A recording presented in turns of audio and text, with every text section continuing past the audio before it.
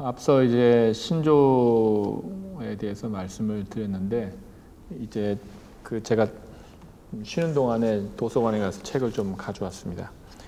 요게 이제 Faith in Formula라고 그래서 아까 말씀드렸던 그 각주에 있던 킨칫이라고 있습니다. 그래서 초대교회 신조를 연구하거나 참고할 때 아주 이제 필수적인 그런 책이 됩니다.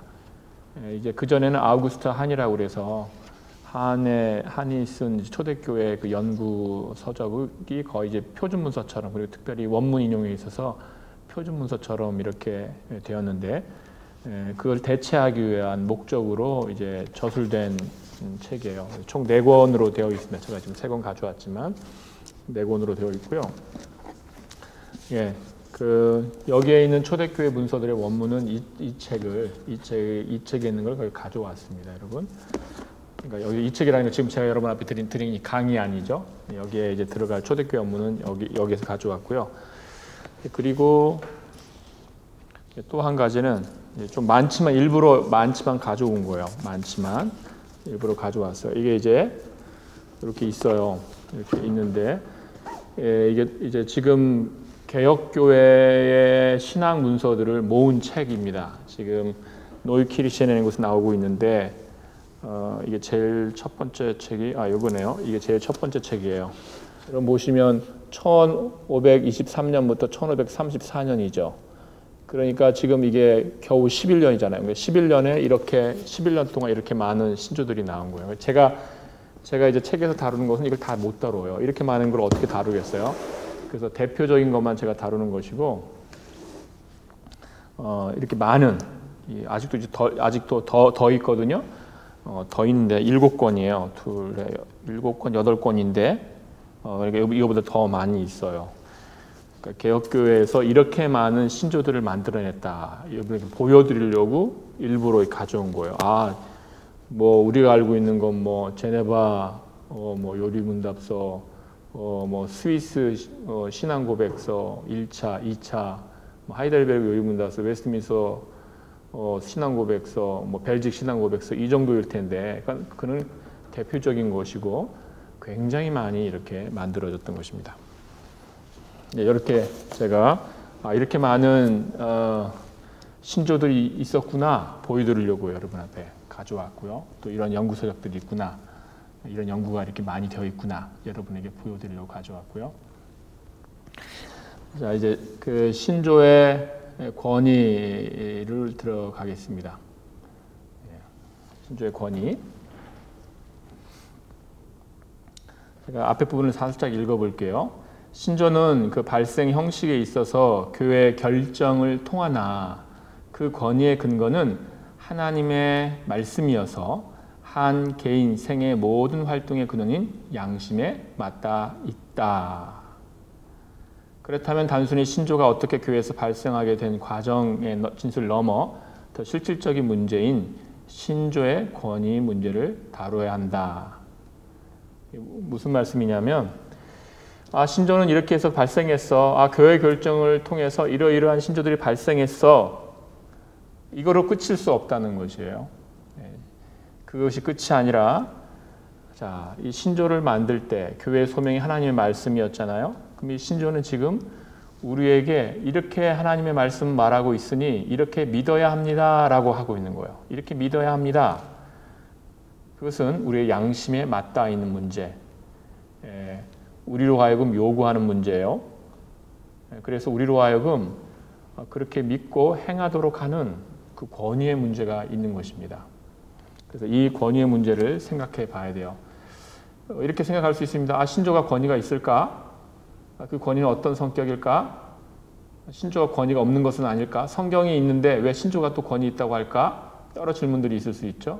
그래서 그 문제를 여기에서 생각해 보는 겁니다. 첫 번째 이런 시각이 있어요. 첫 번째 시각은 신조는 교회에 무익하며 나아가 해롭다는 시각입니다. 정말 이러면 신조학을 할 때 얼마나 부정적으로 설명을 해야 되겠어요. 신조는 교회에 무익하다, 신앙고백서에 무익하다, 해롭다. 이 견해는 교의의 오류 가능성, 도그마의 오류 가능성, 단어가 약간의 독트리나와 도그마와 약간의 이제 차이가 있어요. 독트리나라고 할 때는 교리, 가르침이라는 의미를 더 이렇게 중심이 있다면 도그마라 할 때는 권위의 그 중요성이 있습니다. 그러니까 독트리나도 가르침이니까 당연히 권위를 생각할 수 있겠죠.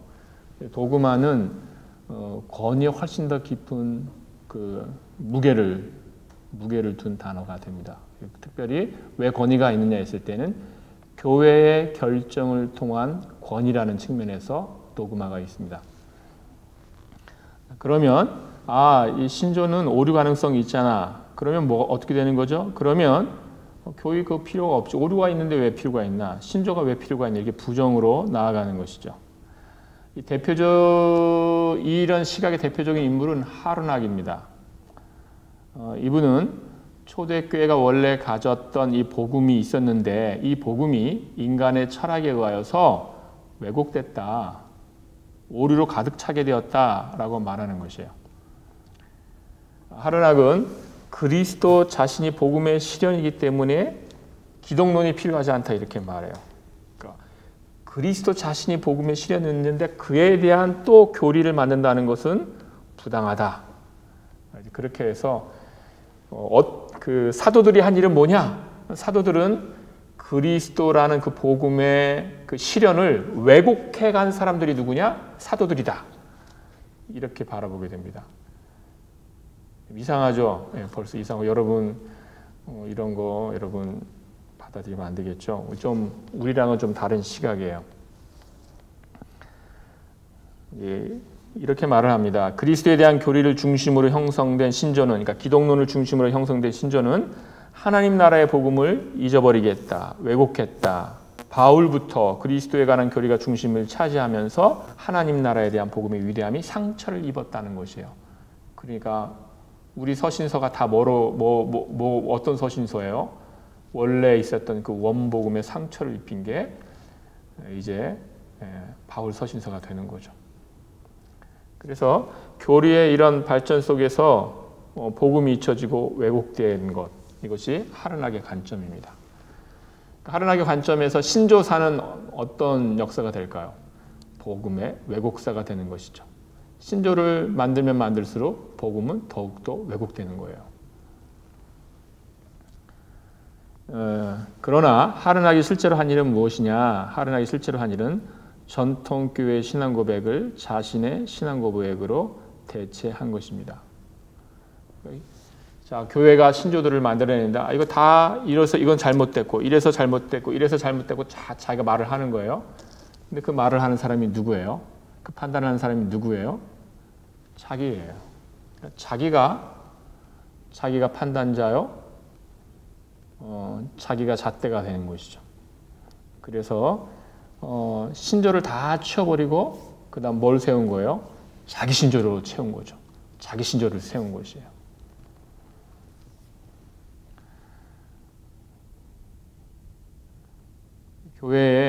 교회에 신앙 고백서가 없다 이렇게 말할 수 없습니다.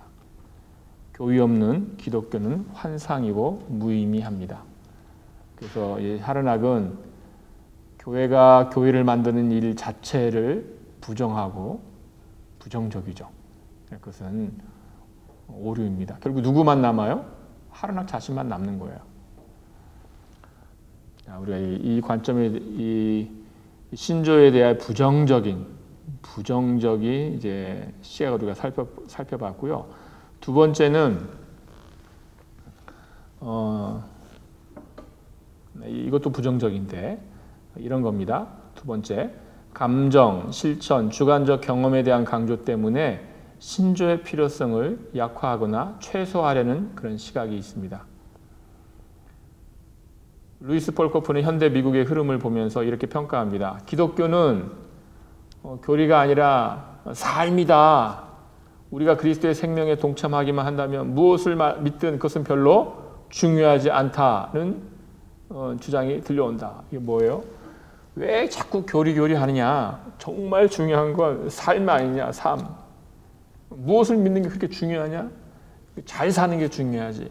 그렇게 하면서 이 교리를 약화시키는 겁니다. 또 이렇게 말해요. 많은 보수적인 그리스도인들이 오직 경험적이기만 한 설교를 요구하는 반면 더 자유주의적인 사람들은 윤리적이거나 사회적인 설교를 더 선호하고 있다.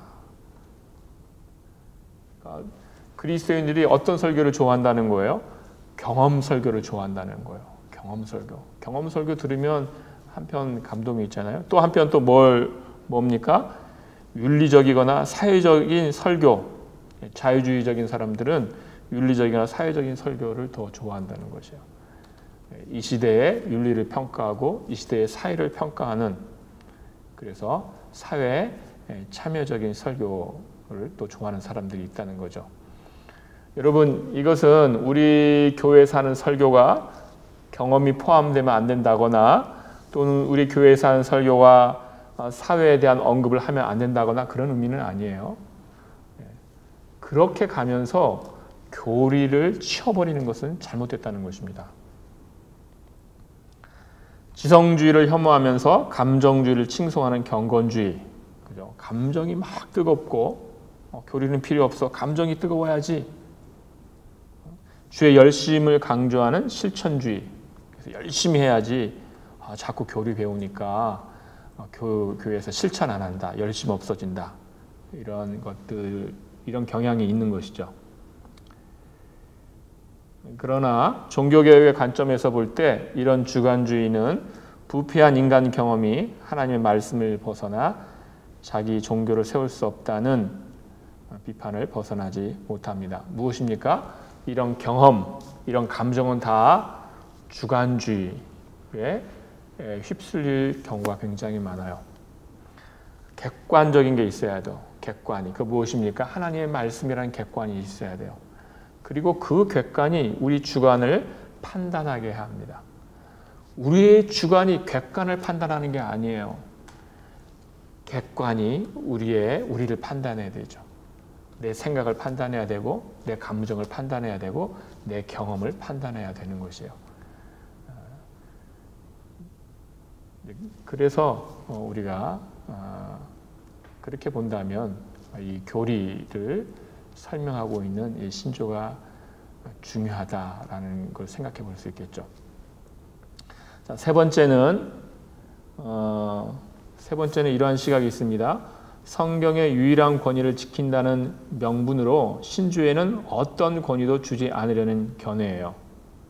그래서 이런 견해는 어떤 견해입니까? 신조는 오히려 성경의 권위를 훼손하지 않는가?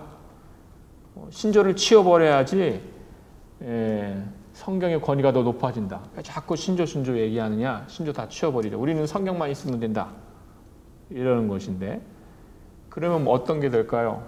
여러분, 성경만 남기면 뭐만 남는 걸까요?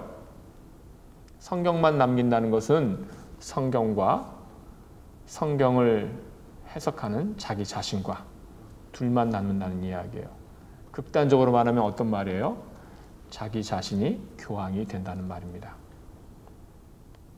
이것은 이 땅에서 성경을 해석하는 유일한 권위자가 자기 자신이 되는 위험이라는 것입니다. 그래서 자기 소견에 옳은 대로 성경을 해석하게 되는 그런 주관주의의 길을 가게 되는 것이에요. 성경의 해석권을 성경 자체에 돌리지 않고 자기에게 돌리는 그런 오류에 빠지게 될 수 있는 것입니다. 그래서 성경을 해석한다, 또 성경을 본다고 했을 때에는 나 혼자만 있는 것이 아닙니다. 우리는 허다한 무리와 함께예요. 허다한 무리와 함께.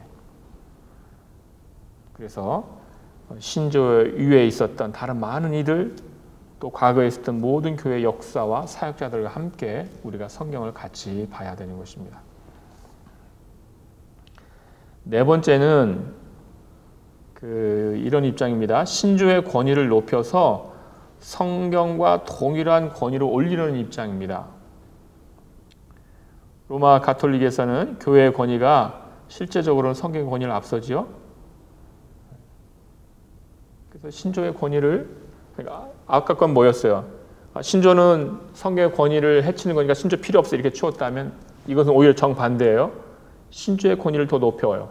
성경과 동일한 권위를 올리라는 입장. 오히려 신조가 성경보다 더 높아질 수도 있어요. 이런 시각은 로마 가톨릭의 시각입니다. 로마 가톨릭에서는 전통이 굉장히 중요해요. 전승, 트라디치오라는 전승이 중요합니다. 그래서 성경이 왜 하나님의 말씀이냐? 성경을 받은 것도 교회이기 때문에, 큰 의미에서, 더 넓은 의미에서는 그 일 자체가 이미 교회의 전승이 되는 것이에요. 성경을 받은 일 자체가 교회의 전승이 돼요. 무슨 말입니까? 교회의 전승, 이 트라디치오, 이것이 성경과 방불한 권위, 때때로 성경보다 더 높은 권위를 가질 수 있다는 게 됩니다. 그런 의미에서 신조는 트라디치오요. 그러면 신조는 성경보다 더 높은 권위를 가질 수 있는 겁니다. 이것이 로마 가톨릭의 입장인데, 종교개혁은 여기에 당연히 반대하는 거죠. 이렇게 말할 수 있습니다. 정말로 성경을 인정한 것이 교회 아닙니까? 성경을 교회가 승인했기 때문에 교회가 이렇게 성경을 판단하고 승인했기 때문에 이제 성경의 권위 있게 된 것이지, 그 성경을 승인하는 일이 교회 전통이기 때문에 성경의 권위 있게 된 것이니까 교회 전통이, 교회 결정이 성경과 방불한 권위가 있는 거 아닙니까? 또는 더 높은 권위가 있는 거 아닐까요? 라고 말할 수도 있겠죠. 실제로 교회 회의를 통하여서 정경이 결정되게 됩니다. 그러나 그것은 좀 우리가 다르게 봐야 되죠.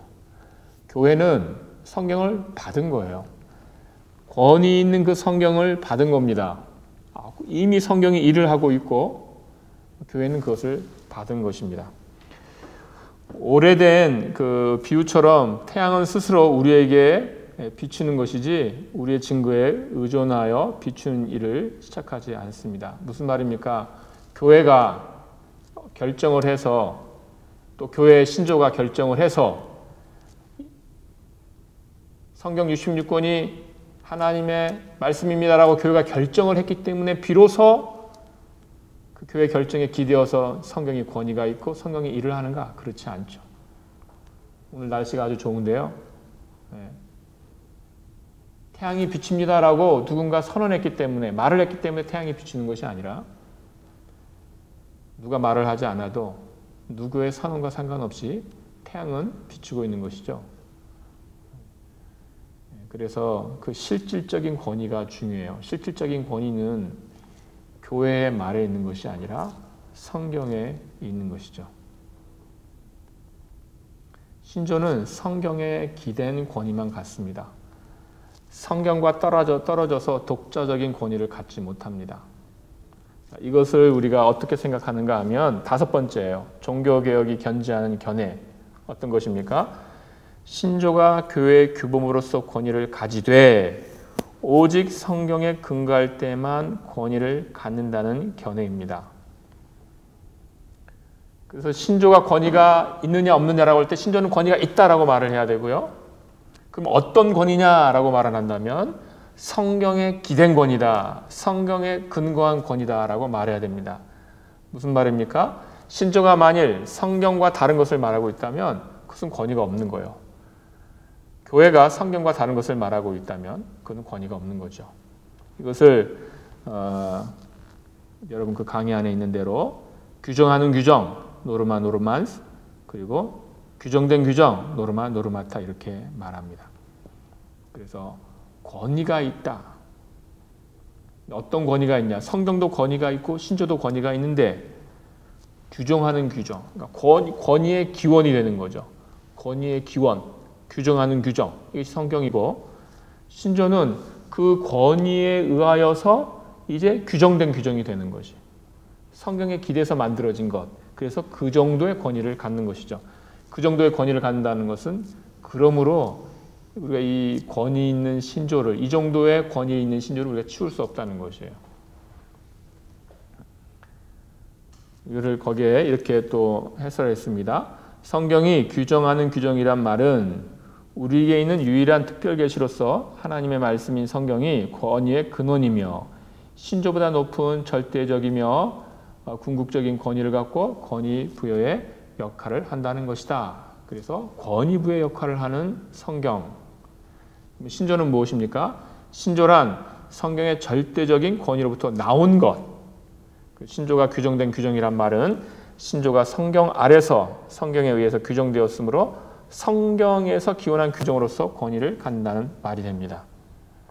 신조는 아무 권위가 없느냐 그게 아니라 성경에 기댄 권위, 성경에 근거하지 않으면 그것은 권위가 없다라는 것이에요. 그래서 신조의 자리는 이렇게 이 정도로 설정을 해둬야 되는 것이에요. 그래서 성경의 권위를 훼손한다 그렇지 않아요. 신조는 성경에서 나온 것으로서의 권위로서 그 의미를 갖습니다. 자, 여기까지 봤을 때 자, 우리가 정리를 해볼게요. 성경이 있는데 왜 신조가 또 있어야 되느냐? 하나님의 말씀에 대한 소명 때문에 있어야 된다고 그랬잖아요. 하나님의 말씀을 지키기 위하여 그 목적이 있어요. 그럼 권위는 뭐 어디에 근거를 두냐? 성경에 근거를 두어서 권위를 갖는다라는 것입니다.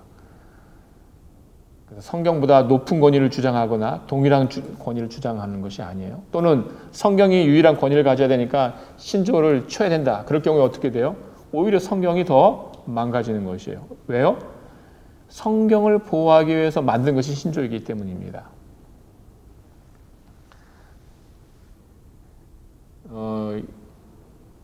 이렇게 설명할 수 있겠어요. 자, 신조를 우리가 이제 초대교회 신조, 개혁교회 신조, 교회가 만든 모든 신조를 다 치워버리자, 성경만 남기자. 그렇게 했어요, 우리가 이제. 그럼 우리 뭐 할까요, 이제? 우리는 다시 처음으로 돌아가는 거예요. 어디로 돌아갈까요? 예수님이 하나님이신지 인간이신지 교회는 그 논쟁을 다시 시작해야 됩니다. 교회는 다시 삼위일체 논쟁을 다시 해야 되고요. 무수한 이단들이 다시 또 들고 일어날 것이에요. 우리가 다시 그 길로 갈 수 없죠. 교회는 하나님의 말씀이 가르치는 하나님의 하나님 되심을 지키기 위하여 신조를 만들어서 삼위일체를 선포했고 또 예수 그리스도께서 참 하나님 되시고 참 사람임을 성경에 근거해서 또 선포했어요. 신조를 치워버린다는 것은 굉장히 위험한 길로 가는 것이 됩니다. 자, 마지막으로 우리가 살필 내용은요. 신조를 단순히 종교 사회학적으로 바라보는 시각입니다. 제가 이것을 마지막에 추가한 이유는 신조학을 정의할 때 많은 사람들이 이렇게 정의를 해요. 그러니까 신조학이라고 한다면 그냥 종교 사회학적으로 여러 신조들을 모아서 이 신조는 이래, 이 신조는 이래라고 그냥 평가하는 것이죠. 이런 평가 안에서는 뭐 어떻게 되는가? 그러니까 신조는 신적 권위와 관련한 판단이나 가치 평가 없이예요. 무엇이 더 옳으냐, 무엇이 더 하나님의 말씀에 합당하냐 이런 평가가 없어요. 그리고 단순히 종교적 현상에 관한 설명을 위해 다루어져요. 마치 사회학자가 어떤 역사학자가 이런 역사 가운데서 이런 게 나왔습니다라고 그냥 말하는 것이에요. 저는 우리가 신조를 대하는 자세는 그렇게 돼서는 안 된다고 생각합니다. 우리는 믿음이 없는 자로서 신조를 대하는 것이 아니라 믿음이 있는 자로서 신앙을 가진 자로서 하나님의 말씀의 매인 자로서 우리가 여기 있어요. 그것은 무슨 말입니까?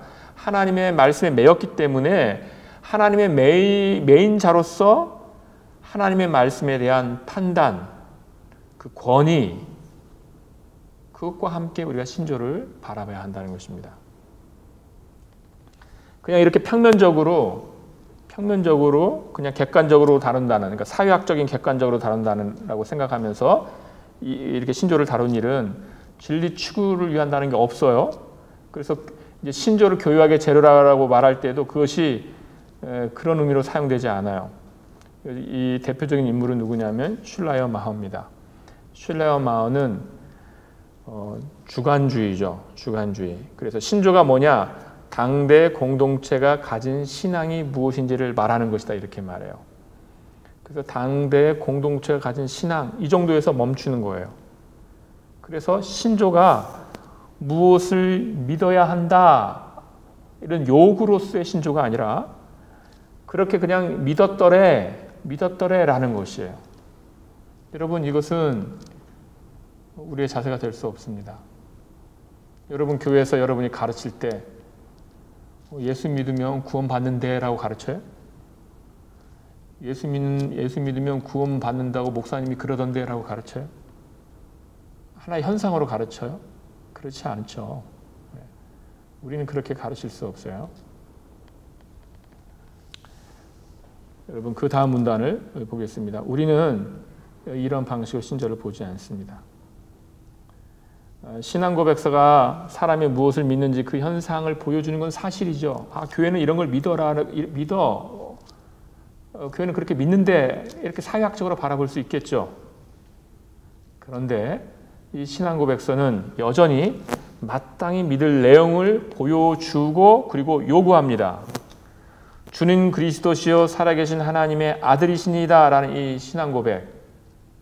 사람들이 인자를 누구라 아느냐? 이 질문에 대한 답이 아니라 너희는 나를 누구라 하느냐예요. 너는 나를 누구라 하느냐?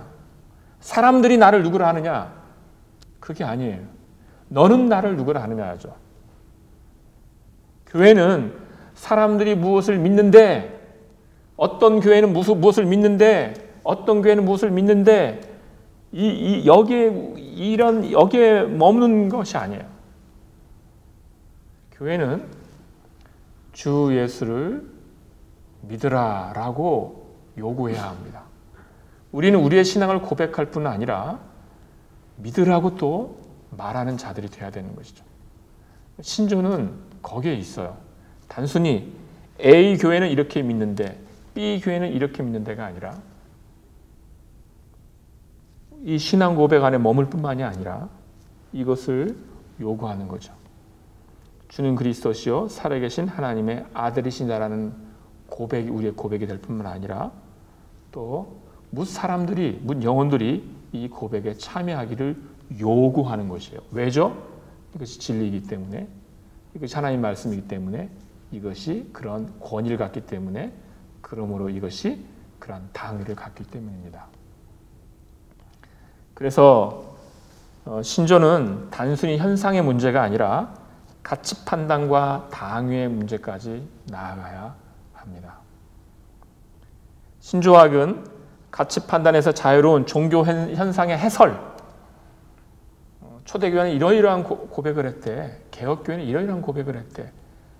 루터교회는 이런 고백을 했고 동방종교회는 이런 고백을 했고 이러한 현상 해설이 아니라는 것입니다. 신조는 가치 판단을 요구하고 믿으라고 요구합니다. 많은 이들이 신앙 고백을 포기하지 않기 위해서 목숨을 내놓았습니다. 벨직 신앙 고백서 여러분 기도 드브레라는 분이 만들었는데 그분이 이제 제네바에서 떠날 때 앞선 목사님들이 여럿이 화형을 당했어요. 다. 근데 그 교회에 청빙을 받아서 갔어요. 가서 만든 게 뭐예요? 벨직 신앙 고백서예요. 성도들을 교육하기 위하여. 이것이 네덜란드 개혁교회 신앙 고백서가 되었죠. 그리고 기도 드브레는 그 신앙 고백서에 머무름으로 후에 당국에 잡혀서 교수형에 처해지게 됩니다. 이거거든요. 신앙 고백은 현상 문제가 아니라 믿기를 요구하는 그리고 그 믿음을 위하여 목숨을 내놓는 바로 그 문제입니다. 그래서 교회는 직분을 맡은 자에게 선서를 통해서 신앙 고백서의 매기를 요구합니다. 직분을 맡은 자들이 다 우리 교단의 같은 경우에는 뭐죠? 웨스트민스터 신앙 고백서와 대서리 문답서를 써에 매입니다. 목사가 될 때 그 신앙 고백서에 매입니다. 신조는 이 하나님의 성경의 근거에서 이제 하나님의 권위에 연결되기 때문입니다. 그래서 신조는 이제 우리가 신조를 다루는 것은 그러니까 어떻게 하려는 거예요? 현상 문제를 다루는 것이 아니라 하나님의 말씀에 근거하여 이 신조가 무엇인가, 어떤 내용을 말하는가, 교회가 어떻게 결정해 왔는가 이것을 살피는 것입니다.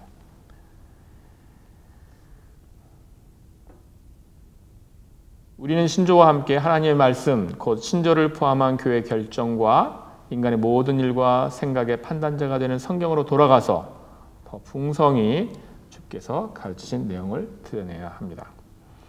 여기까지만 하고 여러분, 그러니까 신조의 사용까지만 할게요. 신조의 권위는 신조의 사용을 하는 게 두 문단 짧게 다루겠습니다. 헤르만 바빙크가 이제 그 하나님의 큰일에서 이 신조 문제를 다루면서 학문파가 신조를 이렇게 세 가지 때문에 반대한다고 그래요. 뭐냐면 첫 번째, 신조는 성경의 배타적 권위를 방해한다. 신조가 권위를 얻게 되면 성경의 권위가 훼손되니까 성경의 권위를 보호하려면 어떻게 해야 돼? 신조를 멀리해야 된다. 신조를 치워라. 그래야 성경의 권위가 산다. 이렇게 하면서 신조를 반대했어요. 두 번째는 이것이에요. 양심의 자유를 뺏는다. 신조의 양심을 묻게 함으로써 양심의 자유를 뺏는다. 왜 신조에 자꾸 매이게 하여서 양심의 자유를 뺐냐? 그러니까 신조를 양심에 자꾸 묶이게 하면 안 된다. 그 치워라 하면서 신조를 멀리하도록 했어요. 세 번째, 신조는 지식의 성장을 방해한다는 것이에요. 그래서 우리의 지성이, 인간의 지성이 신조에 매이니까, 묶여버리니까 지식이 성장하지 못한다. 이렇게 반대했습니다. 자, 여기에 대해 우리가 이렇게 답할 수 있어요. 자, 성경의 권위를 훼손하느냐? 아니다. 오히려 성경의 권위를 보호하기 위하여, 오히려 성경의 잘못된 사용을 막기 위하여서, 성경을 보호하기 위하여서 오히려 신조가 필요하다. 이렇게 말할 수 있습니다. 두 번째, 양심의 자유를 뺏는가? 그렇지 않다. 오히려 양심을 보호한다라는 것입니다.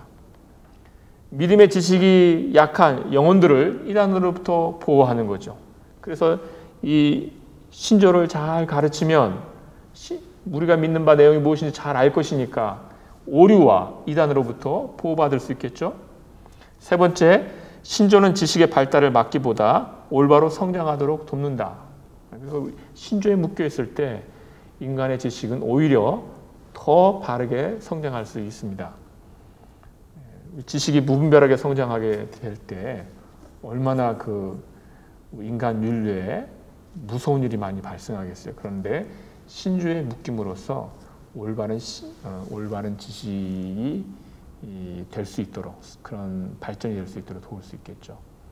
신천지가 많은 교회들에게 피해를 끼친 것도 우리 신조 교육이 잘 되지 않아서라고 생각하는데, 맞죠. 어떻게 그렇죠. 생각하시는지 궁금하고, 맞아요. 앞으로 교회가 신조 교육에 대해서 어떻게 해야 할 것인지 궁금합니다라고. 네, 이 내용은 우리가 아마 신조학을 다루는 내내 아마 많은 생각을 하게 될 거예요. 이런 이단들에 많이 빠지는 그 이유 중에 하나도 아마 교회에서 이러한 교육들을 치밀하게 하지 못해서일 수 있습니다. 물론 그 신천지란 이단의 공격이 너무나 집요하기 때문일 수도 있지만요. 그래서 교회에서 이 신앙 고백서 또 유리문답서 교육을 잘 할 때 정말 바른 신앙을 갖고 뼈대 있는 정말 중심 있는 신앙을 가질 것이고, 이단들의 공격이 들어올 때 아마 잘 방어를 할 수 있을 것입니다.